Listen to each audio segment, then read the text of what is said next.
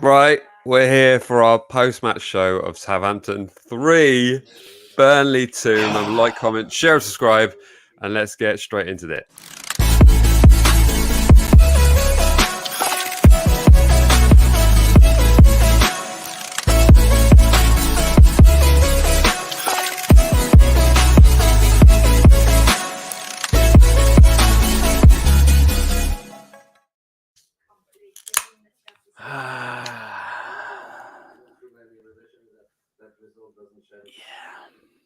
I'm just taking a moment. I'm so happy. Yeah.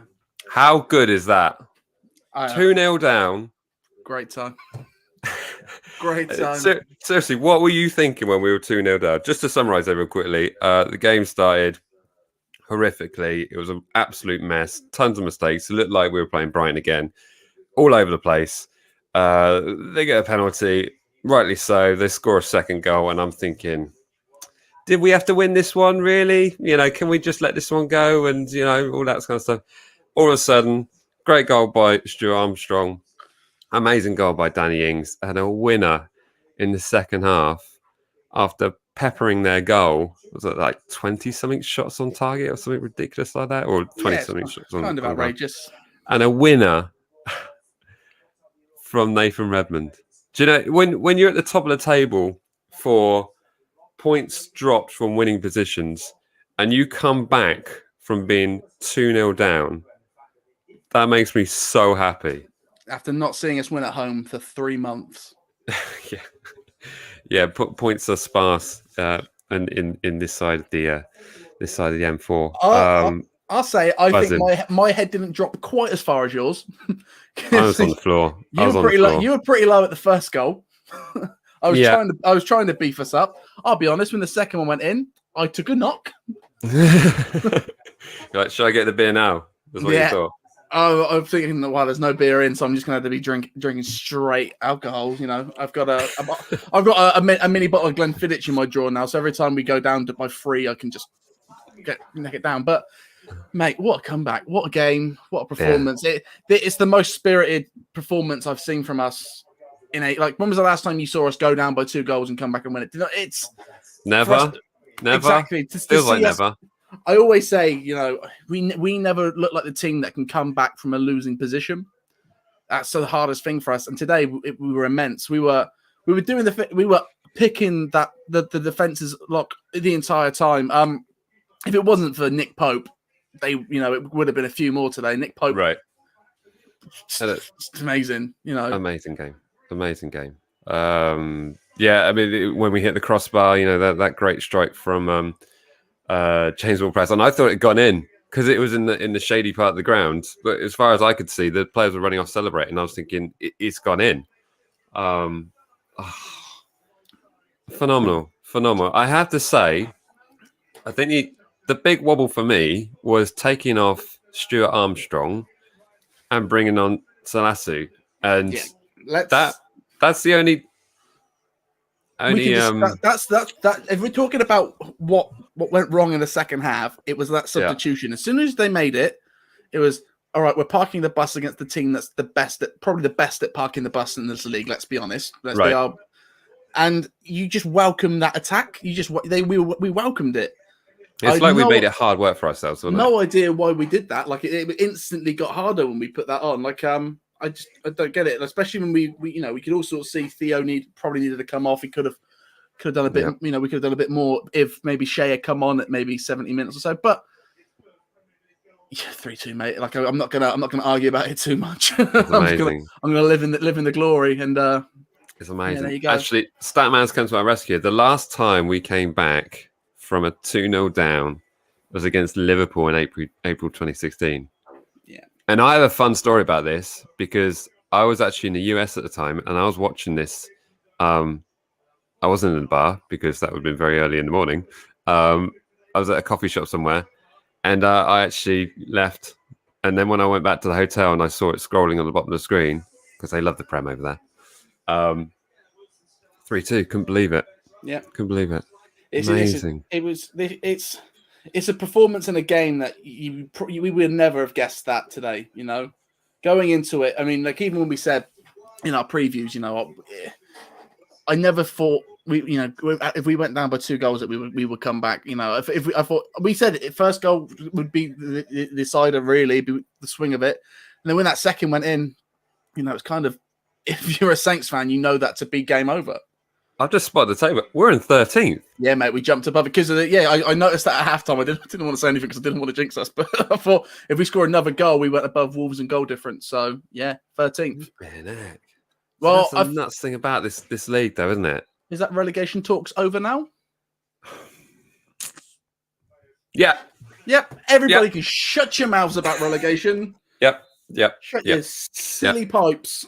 We're not going to be in that graph anymore. No. Which is exactly what I wanted. I'll be honest with you. The reason why I absolutely lost my mind on the live stream at the end of the game was because in my mind I'd kind of like said to myself, we've got a point from this game. We've got a point from this game. So then the moment I saw the full-time whistle, I thought, oh, so happy. Yeah.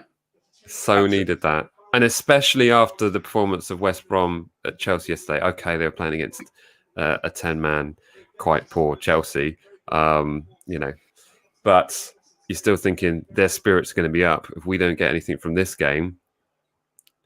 Oh, the pundits would love to talk about Southampton then, wouldn't they? Going into that game on Monday next week. In current times, as much as we can keep Southampton's name out of the pundits' mouth, the better. Really, that is the unfortunate truth about pundits in this country right now. We'd rather them not care about us than anything else. Just leave us alone. Absolutely. But it was definitely a fun stream. Thanks to everyone who's joined us here in the chat section here. There's a lot of jubilation going on in both all the forums I got going. I've got TikTok rolling here. Yes, I am absolutely elated. There's lots of praise going on from Saints fans on the TikTok as well. So fantastic. Superb. I'm super happy. Yeah, they can't ask for much more, can you? Oh, I know that like, I'm sure for the our next midweek we can break down this game a bit more, but right now I'm just living in the jubilations of the fact that we won a match. We're kind of buzzing. We're definitely buzzing. Okay, there's stuff to poke and there's stuff to look at, but we got to look at those 2 goals and the substitution at the end of it. But Lou's right there. We still had another three or 4 chances after Salasu came on, so it's not like we stopped until we just welcomed that pressure a bit too much. It was it was just a drastic change late in the game that was kind of hard for them to take. Oh, Newcastle on the attack against Spurs. Yeah, we don't have to worry about that anymore. You don't have to worry about any of the following games. You win your game, you're just like, cool. Yeah, we're good. It's all good. Oh, guys, don't listen to Graham Souness. There's no point. There's no point. He signed Ali Dyer. His opinion means nothing to anyone. Yeah, absolutely. Everyone remember that. But looking over the stats of that game, I'm going to pull up the final stats because we may as well put some value on this rather than just seeing us all sort of buzzing away. But what was the possession in the end for us? Does anyone know? I wouldn't be surprised. I'll pull it up. Danny Ings got man of the match. That screams of I don't know who to pick of man of the match, but okay. So we have 55% possession, 55-45. 24 shots and 24 shots at goal. 24 shots and 9 on target. To their 7. To their 7, but they have 5 on target. So and we didn't even have a single offside. Wow, that's mad. Yeah, we just didn't play that sort of game today. And the other thing to take away, all 3 goals today from open play. And they were all great goals, weren't they? All great goals. And for all the whinging that I did on Theo Walcott, and he didn't have the best game really, but I've said it before on this channel. I don't think he's as a striker. No, I think for me that those 3 up top it's too crowded. I think Theo tries to play too much in both of the other positions, or either that, or he's not been directed well enough to play in a certain area. Yeah. But and Shea just looked so strong when he came on. I understand. I wouldn't be surprised if next week you see Shea start instead of Theo. Mm-hmm. But Redmond, yeah. If that's one thing we should talk about. I mean, I was going to say about Theo. I mean, for all the mistakes he made, he did provide a brilliant assist for that Nathan Redmond winner. But Redmond made it easy for him because he was in so much space. But he had a lot to do. But all the goals today from Southampton were fantastic. Brilliant goals. So I have to say to any neutral fans out there who watch this game today, you're welcome. You're welcome. You're absolutely welcome. And that's why they love watching us on the TV, is because we provide entertaining football. We cannot part the bus. Southampton this season must be one of the most entertaining teams to watch. Like I think we are as a neutral. Yeah. Us and Leeds.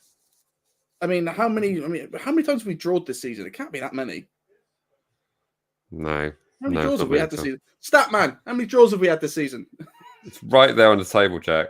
I know, but the app's frozen. It's our 10th win. Is that right? Yeah. So played 30, won 10, drawn 6, 36 points. Happy days.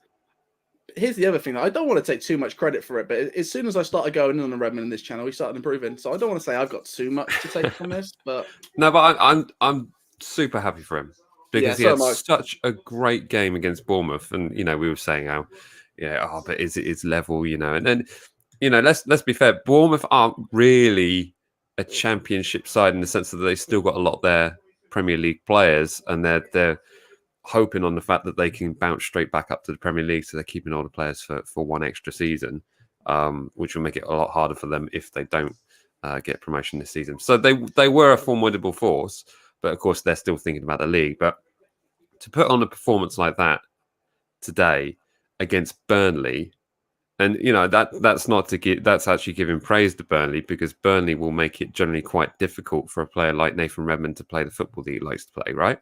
Yeah. So to put on something like that and to get a goal, super happy. Yeah, super happy. Absolutely nuts. Yeah, it's when we make, it's that thing.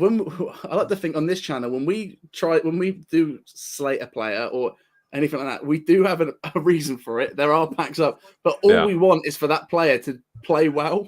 Yeah, absolutely.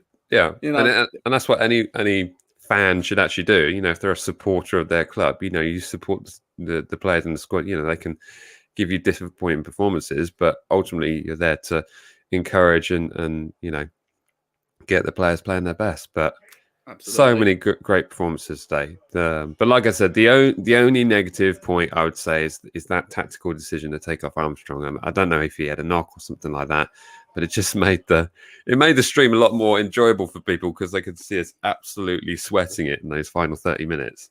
Or final 20 minutes or whatever it was. But like I say, I'm sure give me a bit of space away from the result itself, and there'll be a bit more of a absolutely. This is a good game. This will be a good game to really just sort of sit down and critique and analyze, because so much happened. Yeah, but absolutely. Right now we won, and I don't care. Yeah, and James Bound here saying Armstrong deserves a big mention. Absolutely, which is why I was so surprised to see him walking off. I'm being substitute of Salasu. I honestly thought, if you're going to do that, take off Walcott, leave Ings up front alone, and just leave the shape as it is. Imagine Walcott's been sent off for something. Take that sort of mentality, so you can still keep the general shape of what they're doing. So, although to all those fans that are like, Ralph's clueless, he doesn't have a plan B. There you are. There's a plan B. Do you want it? Yeah. There it is. Plan B was pretty ugly. There's the plan B that everybody wants. Do you want it still? Well, they say, if you're going to beat someone, beat them at their strength. And really, but I don't think we should have done that. Let's try and park the bus against Burnley. No, because we can't park the bus against anyone, and you're not going to be able to park the bus against Burnley because they know how to do it. Exactly, they've got all the. It is kind of depressing that we can't park the bus against Burnley, but every team can press against us. I know, right? We haven't quite mastered it yet, but Fantastic. Right. Well, I think we'll probably leave it there because we are so elated. I'm not even sure we're making any sense in this, but obviously we want to come on and let everyone have their say in the chat section. There's plenty of good comments here. But you can be sure that I'm going to rewatch this game probably once or twice. Absolutely. So by the time we do the next video, when's our next game? Is it Saturday? It's actually Monday. Yeah, Monday against West Brom. So probably during the game. I don't mind a Monday kickoff, because it's kind of like, effectively all the games are done over the weekend. So win or lose, it doesn't really make any difference to your league position. You just kind of sort of watch stuff happening rather than losing on a Friday night and watching everyone sort of move about over the course of the weekend. But yeah, that is when it gets scary. But yeah, sure be fine. Sure be fine. Look at this stat, man. Ready for a 6-6 draw versus West Brom. Man, anything is possible. Yeah, that's what we're all about. The crazy thing is that's not a stupid suggestion, that is it? No. I don't know. I think well, we'll talk about it in the week, but I think we've got the pick over Big Sam. Big Sam does well against teams that who like underestimate Big Sam. Do you know what I mean? Right. Chelsea would have gone into that game yesterday going Big Sam, West Brom this week, and then it all fell apart. Yeah, absolutely. No, it's absolutely fantastic. Well, I'm absolutely buzzing. Now we're going to go and eat our Easter eggs. Super happy. Absolutely. I'm so happy. I'm going to mount down all the Easter eggs, put it into like an icing funnel, and just have a great day. Well, as always, thanks to everyone who's joined us on the live stream. It's been absolutely fun. Well, it's been brilliant today. So thanks for your comments and just generally getting involved. It's great to watch these games with fellow Saints fans. So this makes it even better when we've got a decent result to celebrate together. So thank you and fantastic. Well, have a wonderful Easter. Enjoy all the delights that come with it. And me and Jack will see you in the next one. So remember to like, comment, share, and subscribe. And we will see you in the next one. All right. See ya. See you in a bit.